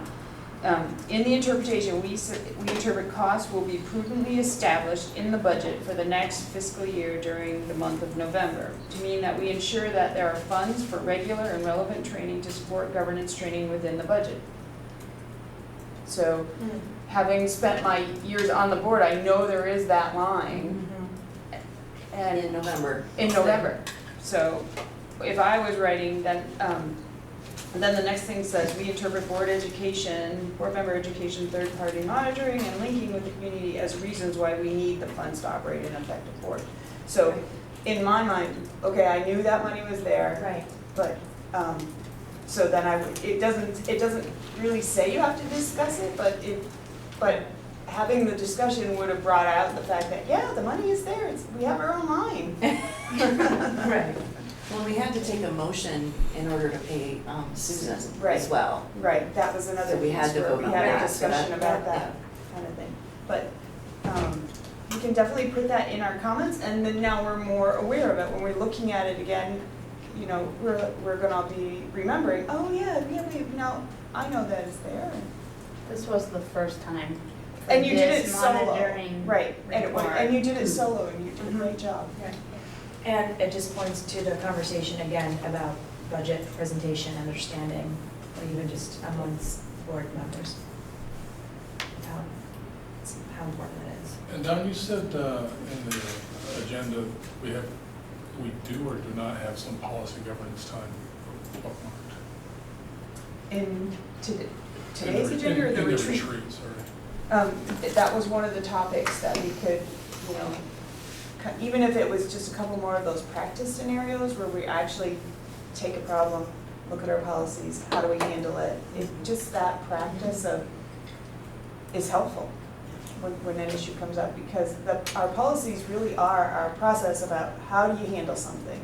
So when something happens, just starting there first, okay, how do we handle this? Let's go look, is good practice. All right, so can I move on? Any other comment? I put the note in about, let's have a conversation about board training and the money that's set aside in the budget. So on that chart, it'll say that when we look at our monitoring reports. Does the board find that the board's interpretation is reasonable? Does the board find that the data demonstrates accomplishment of this interpretation? So I'm confused now, so if we feel like The interpretation is the interpretation is incorrect at the end because, then what would we No, vote? I, Or the conclusion is incorrect? the data Mhm. would have been, demonstrates accomplishment of that interpretation. Right, but it doesn't, because that does exist, but just because you didn't know, you didn't know. Right, So how do we right. deal with that when Well, you it can doesn't make sense to me that we're voting on it if it's incorrect. Well, you could, because in your Right. comment, you're gonna describe what you need to make it be compliant. And that would be the conversation about the budget and the board, the line item for the board training. When you have a something in non-compliance, it's not horrendous kind of thing, as long as you have a plan on how you're gonna get better. A mistake isn't always a bad thing, if you can learn from it and do something different the next time, and that's really what it is. Okay, so, we weren't in compliance in this view, and so what do we need to do next time to work towards, what's our plan to get in compliance? But these are the views of one board member, and so now we're discussing it. And so I'm just confused as to just what we're doing. I mean, I've been doing this for a long time, but I've always get confused about this because, So the interpretation is sort of set, because we've Right. agreed on that prior, in past years, we've agreed that this is the Right. interpretation. right, So the data is now, the data that provided, the data that Sarah had didn't show her that we were in compliance, so she reported non-compliance, which is which is fine. And we can say, yep, we agree with Sarah, the data that she used didn't accomplish this interpretation, okay? No. What do we have to do next time? We need to see the data or discuss the data before the report's written, and then we'll have proof that, yes, it's there. Allison. But in our discussion, we're talking about how it actually could say that we are in compliance. So is there a mechanism to go back and change the conclusion to we're in compliance because it's in a budget line in the budget, and we've one person doesn't necessarily remember everything that's been discussed. So now that we've all discussed it, can she go back and change it? So we could just not accept the monitoring report at this meeting and ask Sarah to go back and just add in that one sentence. I would move that we do that, and that we add a note about discussing it in November as a plan. plan. Okay, so we'll just stop where that is. So then the question is, what you're saying is that you're not going to accept the monitoring report. So, yes. With full support. This is a good example of how to manipulate this for other issues. Which means you want to vote no on the current.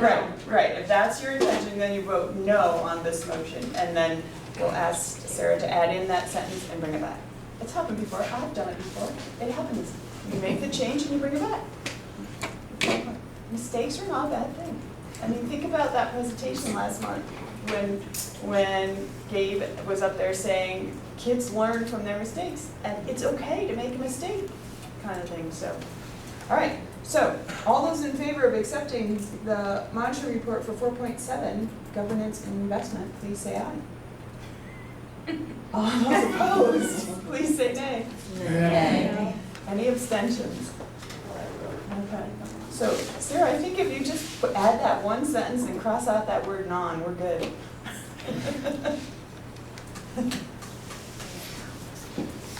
All right. Having real time. So we'll bring that one back. Next up, Alright. monitoring. Watch the hands fly up. Yeah, next time. All right, the next. Oh, I don't think we have that sheet. I don't see that sheet. Oh, we can't sign up for our We new can't sign monitoring up. reports? Do you have a sheet? Oh, I have the Show list this of one the again. policies.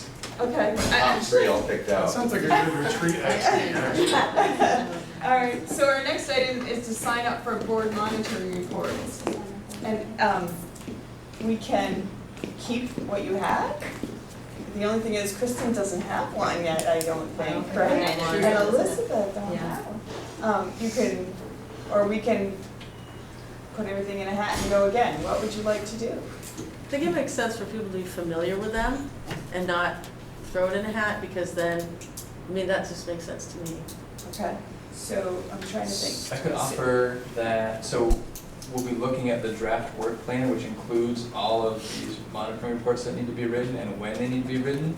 I can include in that who did those reports this year, and if somebody did one of those reports this year is no longer on the board, that'll leave an opening, and we can figure out how to fill those openings with folks that haven't written a monitoring report yet. There you go, that shortens the process quite a bit. So would people rather do the one they did before? Yeah. Sure. Okay. And if you wanted to trade, you could. Well, no, I think it's a good experience in actually reading other Right. policies. Yeah. You know, it sort of forces you to get familiar with more of them than just the one you looked at. And this year, Kristen, we paired up for ones that were more cumbersome. So if you or Elizabeth feel like you need to have a partner to do it, that's certainly doable as well. Thank you. And we may want to give some thought to, some terms will end in March, and we'll have monitoring reports due after March, so we may want to just keep an eye on that as we think about assignments too. Okay, so it sounds like the sign up will be at the retreat. So tabled until. Yeah, it'll be tabled until the retreat. Okay. I still don't have our word about going into executive session. I need to get that Oh, wording, yeah. that cheat sheet on wording. So we are in need of an executive session under Title I, BSA 5, Section 313A1D, grievances. Because grievances are personnel issues, we do not discuss them in public session. Doing so would put the district at a substantial disadvantage. So in order to start this process, we first need a motion determining that such a discussion puts us at a disadvantage. So moved. Allison? And was it Steve? All right. All those in agreement that a public discussion around this particular topic would put the district at a substantial disadvantage, please say aye. Aye. Any opposed? Any abstentions? Okay. So, in order to have this discussion, we need a motion to go into executive session under Title I, BSA 5313A1D, grievances, and invite Patrick and Katrina to join us. So moved. All right, Krista at 8:05. Is there a second? Second. Andrew? All right, all those in favor of going into executive session and inviting Patrick and Katrina for the reasons stated under grievances, please say aye. Aye. Any opposed? Abstentions. All right, so we'll give a minute for the room to clear and then we'll get started. Let's check in this time. I'm just gonna let Chris get up, her computer up. And we'll give her a To copy. sign this. Yeah, I'll get it to her. And you need to sign that.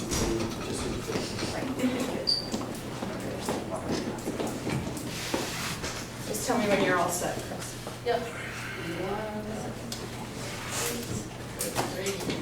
Okay, shoot. Okay. All right, on to our next item. Kristen?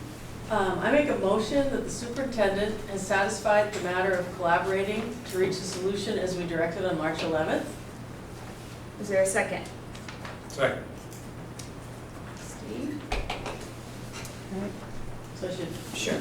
So on March 11th, 2019, a grievance hearing was held by the MAUSD board. Grievances are personnel actions and are exempt from the public portion of our board meetings.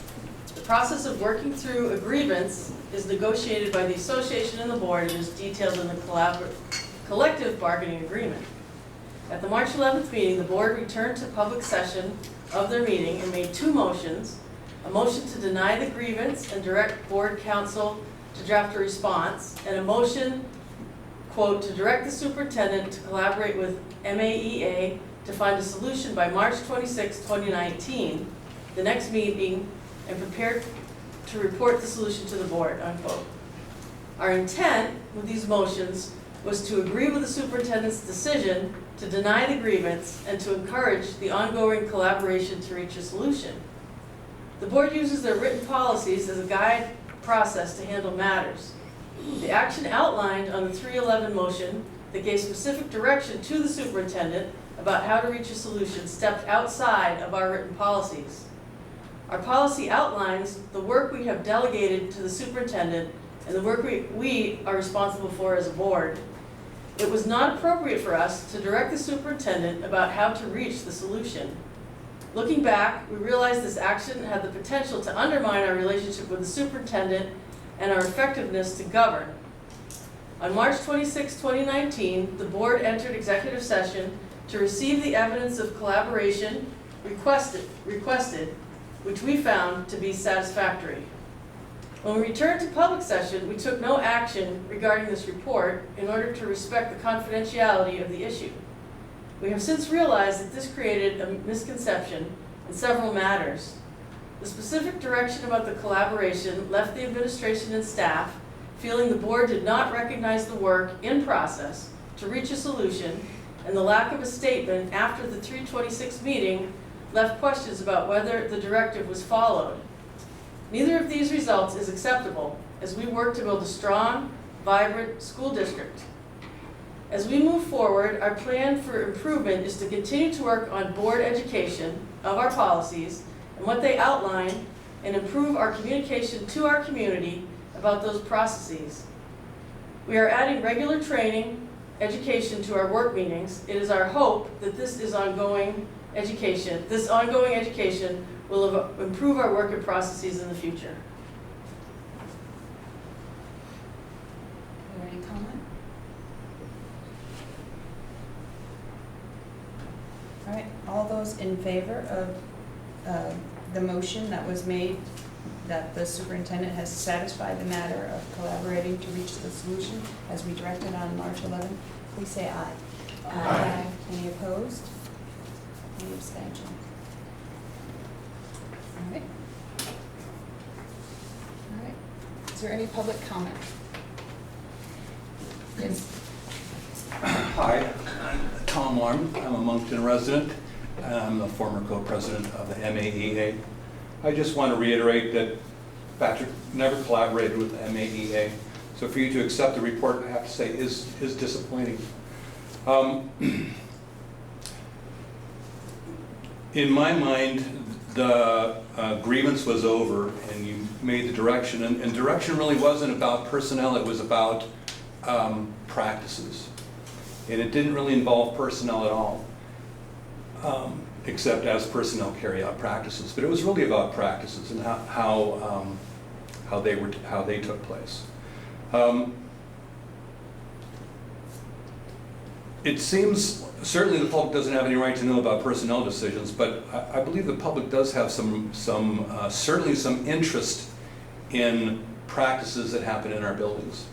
And so it's disappointing to know that this report about how this was solved, the public will never know that and how that got solved, or whether it got solved, in what way it got solved. And so that's disappointing also. So as I see the report that was done by the community engagement about the importance of communication at all levels, I would encourage you to, again, I don't expect personnel to be done in public session, but practices that are of concern, it would seem to me the public deserves the right to know what they are. Thank you. Thank you. Any other public comment?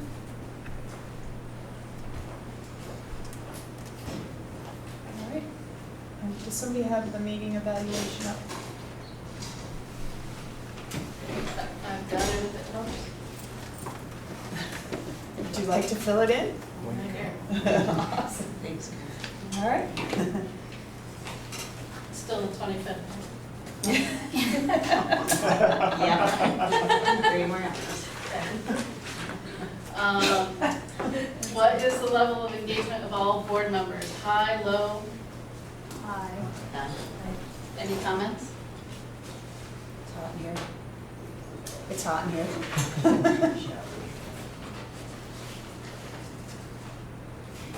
Was the agenda followed, yes or no? Yes. Any comments?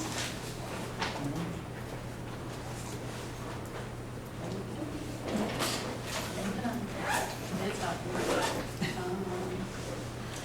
How would you describe the board chair's effectiveness in establishing agendas and selecting materials for distribution to the board? Unsatisfactory, acceptable, good, very good, or no experience or opinion? Very top one.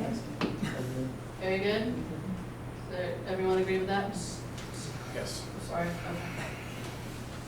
Oh, cool. Stars light up. All right. How would you describe the board chair's effectiveness in fostering a professional culture of the board regarding board climate, full participation of all board members, and ongoing board training?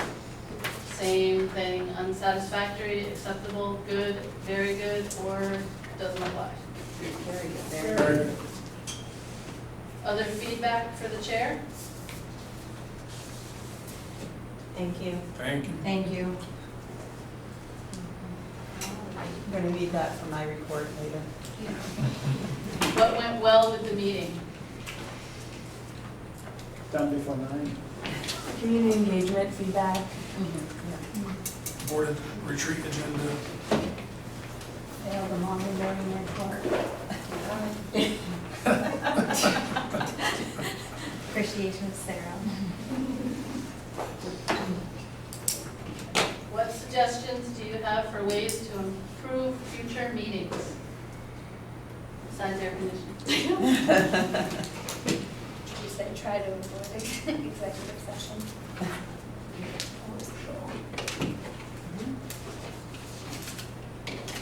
Avoid executive sessions, is that what We you're can. saying?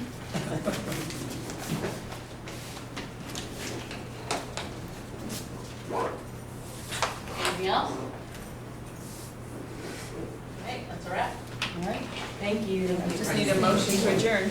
Moved. Allison? Second. And Andrew, all those in favor of adjourning at 8:54, please say aye.